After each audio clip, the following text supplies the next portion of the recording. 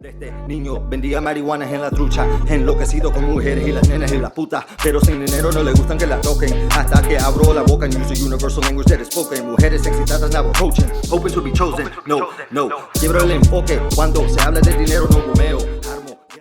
Where would you like to see your music go as far as separate from where it is right now? Because obviously you've found a sound that you're comfortable with, and you found a few people that you're comfortable working with, that you believe in. Are there any kind of distant horizons that you've always been aiming for?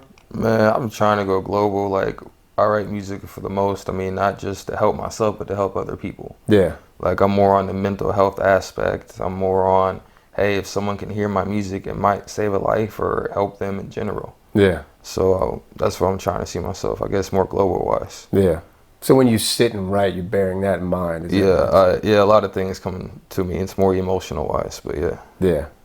And I mean, I guess it goes without saying, but you reach back in your past and think about places you were and how certain situations made you feel, and then put that on paper? Definitely, about my past. And I mean, like I said, I've been to a lot of places. I've met a lot of people that were struggling, so I also thought about their situations as well. Yeah. And combining between mine and theirs and all the ideas and emotions that were involved, I put it all in the music. Yeah.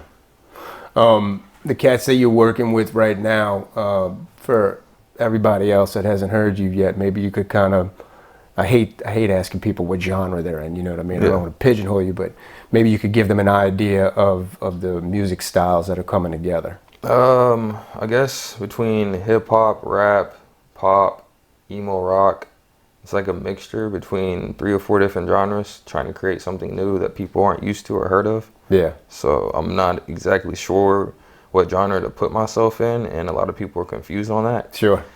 Because I guess I get bored and it's like, I want to be different, so I just want to do something different. Yeah. Have you, I'm not sure if you're familiar with Vic Mensa, but so he came out as a rap artist. Yeah, I know who that is. Yeah. Okay. Yeah. Well, he comes to mind because I want to ask you this. So he came out as a rap artist. I can't remember how many albums he put out strictly in that vein, maybe 2, I'm not sure. But at some point, he always had this kind of eclectic style, but at some point he puts out an album that's not rap. And I mean, it suits him, it's good music, but he's, at that point, he has kind of nurtured and culminated a fan base that's not very receptive to that side of him. Do you know what I mean? Yeah. Do you think it's better coming up like you are now, where it's just all together? It's not a chunk of this, a chunk of that. Do you see what I'm saying? Yeah. Well, I think it is, because the way I look at it, you can collect different fan bases by doing that. Mm-hmm. So if you're doing, say, mixing in with rock, or you're mixing it with rock or rap or whatnot, I mean, if you drop an album, one fan may like one song, but then may not like the other one. Yeah. But either way, the fans are gonna like your music because they're different kinds. Sure. So that's the way I look at it. A little bit of each in each album. Yeah. Got you. So, okay, so you said around 12 you started writing, and then you were in foster care for a few years, but you kept writing even though a lot of times they weren't too happy about it. Yeah. And then what's on the other side of that for you? What happens immediately following that situation? Got into a studio, like I found out I could actually do something after freestyling for so many years, and I was happy for it, and I was just like, I got to keep going. And I mean, I try to help other people. I guess I want people to come up with me, because I can see it, and a lot of people can see it too, but some people just, I guess they didn't have the nerve, or they weren't as hungry as I am towards it, so it sort of shut me down for a while. But just myself, I just kept going. Yeah. What shut you down? I didn't get that. The people that you were bringing around you that didn't share it? It's what they didn't share it. It was just the fact that I would be like, all right, let's get on a song together, because I knew that they had talent. I'm always looking for people that have talent, and they may not see it themselves, like if they can sing or rap, or like I know a guy that he's a magician, you know, he's pretty cool as fuck. But I'm trying to, like, I don't know, bring a lot of people together so they can actually see what they can actually do. Yeah. And they can open their eyes to be like, hey, I can actually do this the same way I did. And I think it'd be pretty cool. What are some of the successful sides of that? Like where it went right, you know? Successful.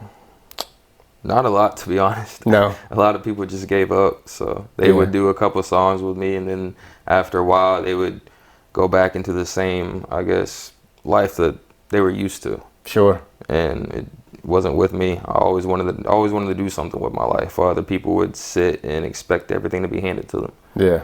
So it just wasn't the type of vibe, I guess. Yeah. So you kind of still waiting for that to happen, but I mean, you're still finding people along the way in your life right now that are sharing your interest and are interested in working as well. So I mean, that's something different from the past. Is it probably makes you feel like you're getting closer. Yeah, it's been a while, but I'm getting a lot closer than where I was. I've moved a lot. Like I said, I used to live down there, and I figured, I looked up on the internet, and I was like, what states do artists come up? And New Orleans, out of 10, they were top 3. So I was like, all right, I'm just going to grab all my shit. And I brought some friends with me. They're no longer here because I said it's too expensive. But I moved to New Orleans, and it took me a while to get a stepping stone in. But, I mean, after I got that, it just kept rolling and rolling. So I was good. Yeah. That's probably the craziest way I've ever heard anybody say this is why they came to New Orleans. That's what people look at me. Said, hey, sounds good. Yeah. That's crazy. Well, it's got to happen for you now. It's destiny. I'm convinced at this point, you know. That's the way I look at it, yeah.